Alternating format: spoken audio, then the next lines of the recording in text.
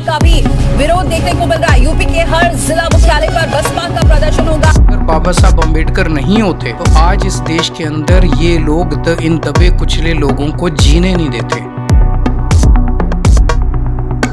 Congress, BJP व अन्य सभी जातिवादी एवं संकीर्ण मानसिकता रखने वाली पार्टियां किस्म किस्म के हथकंडे इस्तेमाल करके कमजोर करने में लगी है।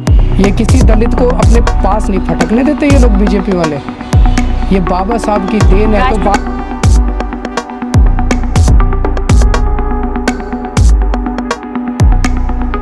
पूज्य बाबा साहब डॉक्टर भीमराव अम्बेडकर के बारे में जिन शब्दों का इस्तेमाल किया गया है तो उससे बाबा साहब की गरिमा व अस्तित्व को काफी ठेस पहुंची है।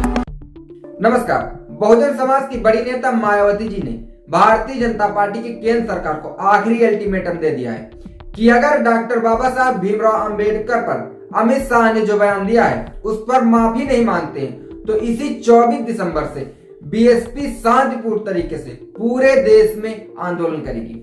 मायावती जी के इस अल्टीमेटम के बाद अमित शाह की मुश्किलें बढ़ गई हैं। मायावती जी ने अपने इस बयान से बीएसपी को फिर से एक्शन मोड में ला दिया है और इस बयान से उन लोगों को भी खास संदेश देने की कोशिश की है जो बीएसपी समर्थक भारतीय जनता पार्टी के प्रति सॉफ्ट कॉर्नर रखते हैं और बीएसपी को बदनाम करते हैं कि बीएसपी भारतीय जनता पार्टी के साथ मिली हुई है। अमित शाह ने बुधवार को कथित तौर पर राज्यसभा में कहा था कि विपक्ष हमेशा अंबेडकर अंबेडकर अंबेडकर करता है। अगर विपक्ष ने भगवान का इतनी बार नाम लिया होता तो विपक्ष को 7 जन्मों के लिए स्वर्ग मिल गया होता।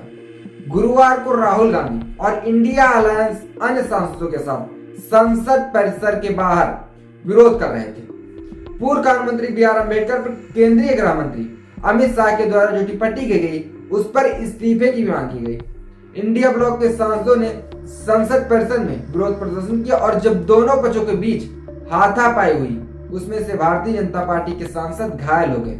ये आरोप भारतीय जनता पार्टी ने लगाया। संसद परिसर में हाथापाई के दौरान भाजपा के 2 सांसद प्रताप सारंगी और मुकेश राजपूत के सर में चोट लग गई, जिसका फोटो भी उन्होंने सोशल मीडिया पर शेयर किया। दोनों दलों ने आरोप लगाया कि उनके पार्टी के सदस्यों के साथ धक्का मुक्की की गई। इसके अलावा इस घटना के संबंध में दिल्ली पुलिस ने राहुल गांधी के खिलाफ एफआईआर दर्ज कर ली है, जिसमें अटेम्प्ट टू मर्डर का भी केस लगाया गया है और भी कई धाराएं राहुल गांधी पर लगाई गई है। बसपा प्रमुख मायावती जी ने कहा कि उनकी पार्टी बाबा साहब अंबेडकर को समर्पित है, जिन्होंने वंचितों बहुजनों को अपने पैरों पर खड़ा करने व स्वाभिमान के साथ जीने के लिए जीवन भर संघर्ष किया तथा उन्हें आरक्षण समेत कई कानूनी अधिकार दिलाए। उन्होंने आगे कहा कि इसलिए अगर कांग्रेस, भाजपा और भी दल बाबा साहब का दिल से सम्मान नहीं करते हैं तो उन्हें उनका अनादर भी नहीं करना चाहिए। जिस दिन बाबा साहब की वजह से एससी, एसटी और ओबीसी वर्ग को संविधान में कानूनी अधिकार मिले उसी दिन उन्हें 7 जन्मों के लिए स्वर्ग भी मिल गया था। मायावती जी ने आगे ये भी कहा कि ऐसे महापुरुष के बारे में सांसद में उनके द्वारा कहे गए शब्दों से देश के सभी वर्ग के लोग काफी आक्रोशित हैं। अंबेडकरवादी भाजपा ने उनसे अपने बयान को वापस लेने व पश्चाताप करने की मांग की, जिस पर अभी तक भारतीय जनता पार्टी की तरफ से ना ही कोई अमल किया गया है और ना ही कोई बयान दिया गया है।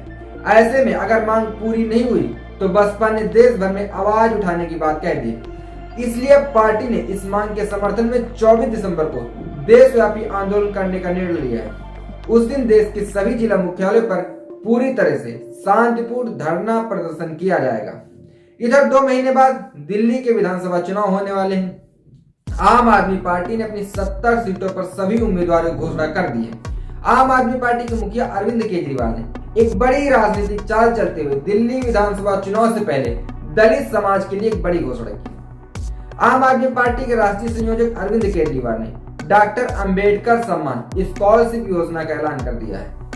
इससे पहले भी आम आदमी पार्टी ने कई लोक लुभावन योजनाओं की ऐलान और घोषणा किया है ताकि आम आदमी पार्टी का वोट उसी तरह से बरकरार है और अब दलित वोट बैंक जो भारतीय जनता पार्टी को सपोर्ट करता वो भी अपने खाते में लेने की कोशिश कर रहे हैं।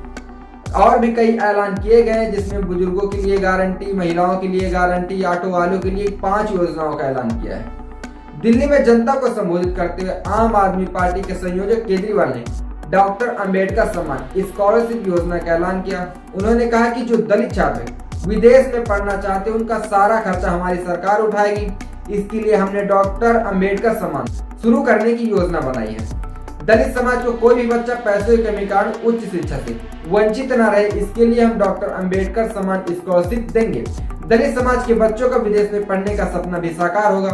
केजरीवाल ने डॉक्टर अंबेडकर सम्मान स्कॉलरशिप योजना का ऐलान करते हुए भारतीय जनता पार्टी पर तंज भी कसा और एक्स अकाउंट पर लिखा कि भाजपा वालों तुम बाबा साहब को गाली दो और मैं उन्हें सम्मान दूंगा। बाबा साहब को यह मेरी श्रद्धांजलि है।